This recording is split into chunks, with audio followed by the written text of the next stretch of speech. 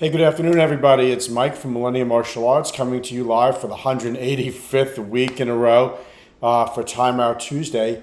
And, today I was reflecting a little bit on our membership and some of the dynamics, excuse me, some of the dynamics that have, changed over time, especially between pre-pandemic, during the pandemic, and now.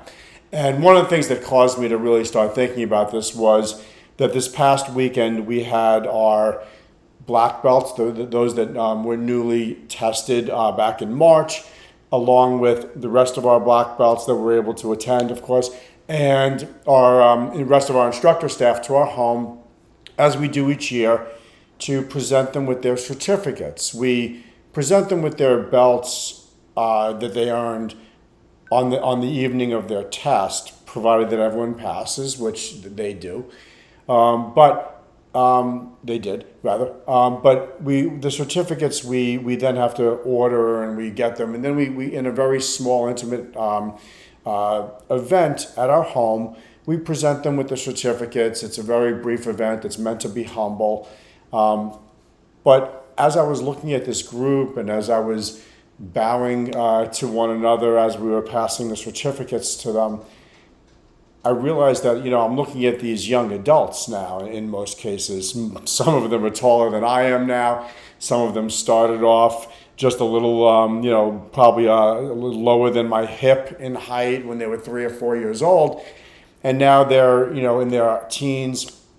And, in particular this time of year, it's a little bittersweet because we have, in this case this year, 3 of our senior students, those on our instructor staff as well, are graduating high school. They're moving on to college. 2 of them are going away. One is going to be studying locally, so we're looking forward to him continuing teaching with us. But it's certainly bittersweet to see these folks off to college. But on the other hand, we're very proud that they're a member of our group of black belts. We have watched them grow from little kids in many cases up to young adults. They've turned into teachers, mentors to dozens of kids, and just frankly, some of the nicest kids I've ever known, really. And in this case, all 3 of them are going away to very good colleges for science programs, engineering, physics, computers, just fascinating stuff. I'm looking forward so much to hearing about this next chapter in their life. But one of the things I get to reflect on is where they came from, where they are now. And of course, I hope they do the same as well. But I also start looking towards our younger community of students, and I try to play a little bit of a guessing game with myself. Who's going to make it up to black belt? Who's going to turn into one of our best instructors in the future?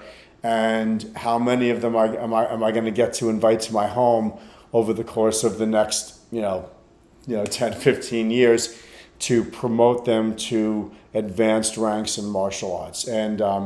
And that's exciting for me, and I like to look into our membership base and try to figure out, who those students are. Sometimes I predict really well. Sometimes the kids mature at different rates, and they really surprise me. But it's definitely bittersweet, but way, way, way more sweet than bitter. I'm thrilled for these students that are going away. I'm thrilled that we bring in new students to begin the process of training and learning how to teach, and ultimately when they become old enough to get working papers and work, that we can invite them to join our staff. And there are definitely differences between how we do things and how many other schools do them. And many karate schools have leadership programs. In many cases, it's a separate membership. And some of them are probably better than others, and they might have events that train them in life skills and things like that. We've elected over time not to go down that road, but rather to organically train them in life skills, give them opportunities around the school to interact with students, and then watch them, mentor them, pair them up with more experienced instructors, give them the criticism, watch them accept that criticism and apply that criticism.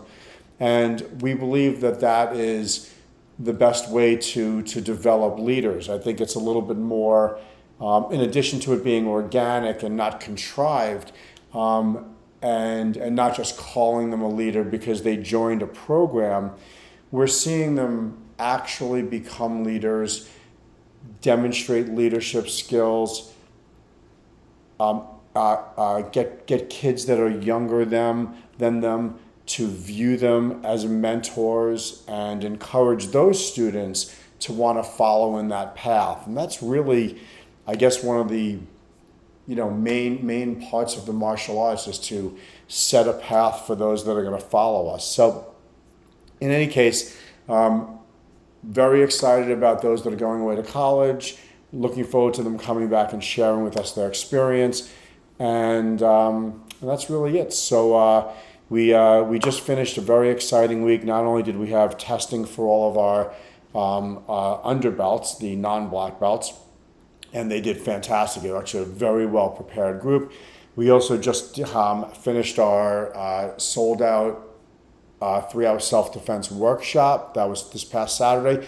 We're already preparing for the August 14th workshop, which is not yet sold out. So we'll continue enrolling people right up until the day.